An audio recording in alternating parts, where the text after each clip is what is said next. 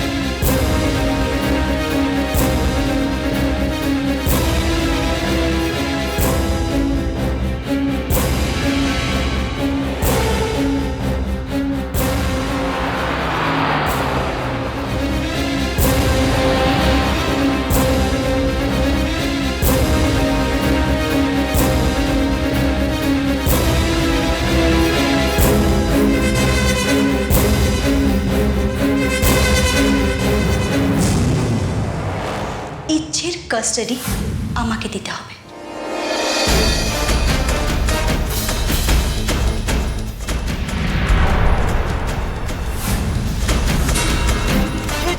আরে ব্রেকটা তো ঠিক মতন ধরছে না। সে কি গো? সামনে লোকটা তো সরছে না। তাই তো। ও দাদা, ও দাদা সরে যান, ও দাদা।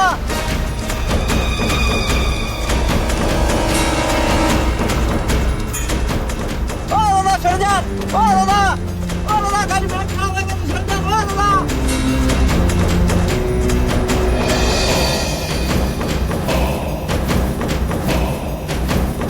সৌরভ, সৌরভ, সৌরভ, সৌরভ, সৌরভ!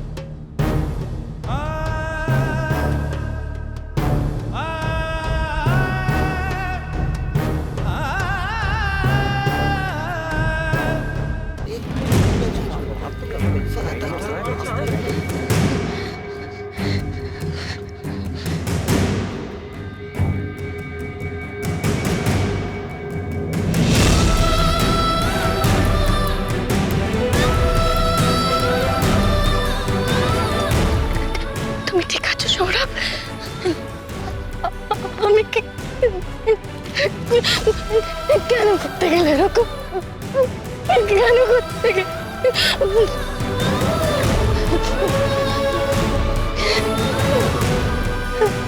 কি চাইছিলে তুমি? সবকিছু ফেরা পালিয়ে যেতে, এভাবে রাস্তার মাঝখান দিয়ে কেউ হাঁটে?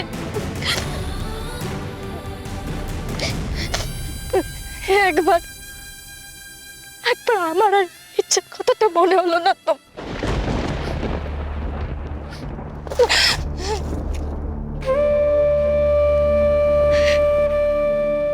একবারও ভাবলে না তোমার কিছু হয়ে গেলে আমি আর ইচ্ছে কোথায় যাব? তোমাকে ছাড়া কি করে বাঁচবো আমি? আমাকে কথা দাও সৌরভ, তুমি আমাকে ছেড়ে কোথাও যাবে না। আমাকে কথা দাও, আমাকে কথা দাও, কোথাও যাবে না তুমি, আমার ছেড়ে কোথাও যাবে না।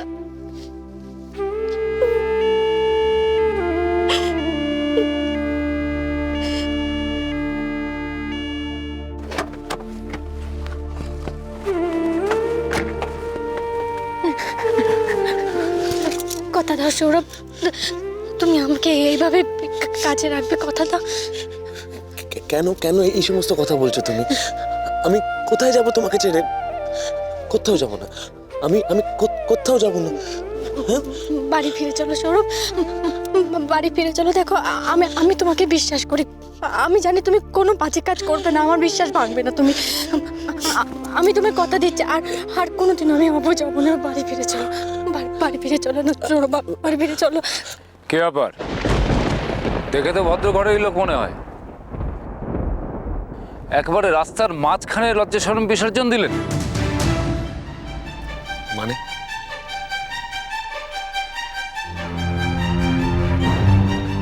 কি কি বলতে চাইছেন আপনি? উনি আমার স্ত্রী, আপনি ভদ্রভাবে কথা বলুন। আপনারা ভদ্রভাবে রাস্তায় চলাফেরা করলেই না আমরা ভদ্রভাবে কথা বলবো? তা স্বামী স্ত্রীরা কি আজকাল বাড়িঘর ছেড়ে রাস্তায় এইভাবে বসে সংসারে কথাবার্তা আলোচনা করে নাকি?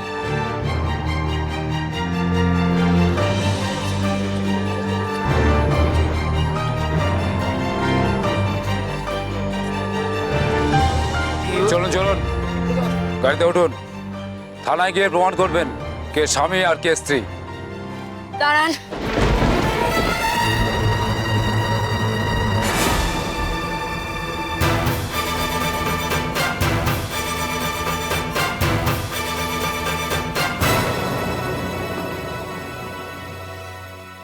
কিছু হয়নি তো, ওই রাস্তায় দৌড়াতে গিয়ে চটিটা ছিঁড়ে গেছে।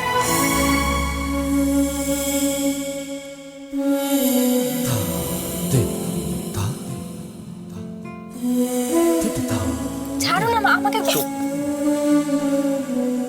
আর একটা কথা বলবে না তো? সবকিছু তোমার মর্জি মাফিক হবে না। হ্যাঁ,